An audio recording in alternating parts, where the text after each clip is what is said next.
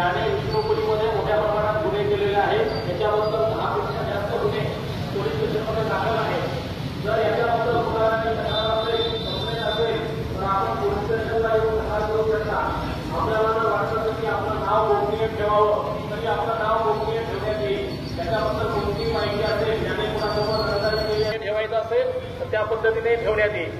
हा किंवा इतर प्रकारचा कोणताही व्यक्ती, कोणताही आरोपी जर आपल्याला धमकावत असेल, आपल्याकडून पैसे वसूल करत असेल, खंडणी मागत असेल, हप्ता मागत असेल तर आपण पोलीस स्टेशनला येऊन तक्रार करावी। या संदर्भाने सर्वांची तक्रार घेण्यात येईल। कुठलाही आरोपी, कुठलाही गुंडा किंवा कोणालाही घाबरण्याची गरज नाही। कायदा त्या सदर व्यक्तीला व्यवस्थित नीट करण्यासाठी सक्षम आहे। तरी आपल्याला कुणाला काही तक्रार असेल तर आपण पोलीस स्टेशनला येऊन करावी।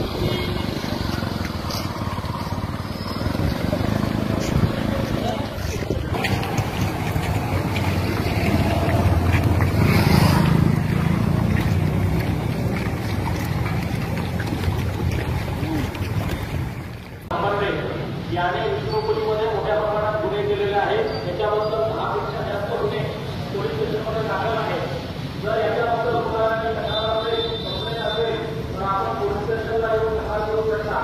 आपल्याला जर वाटतं की आपलं नाव गोपनीय ठेवावं तरी आपलं नाव गोपनीय ठेवण्यात येईल। त्याच्याबद्दल कोणतीही माहिती असेल, ज्याने कुणासोबत रहदारी ठेवायचं असेल तर त्या पद्धतीने ठेवण्यात येईल।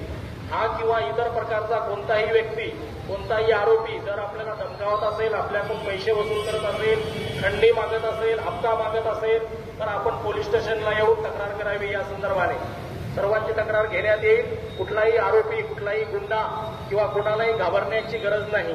कायदा त्या सदर व्यक्तीला व्यवस्थित नीट करण्यासाठी सक्षम आहे। तरी आपल्याला कुणाला काही तक्रार असेल तर आपण पोलीस स्टेशनला येऊन करावी।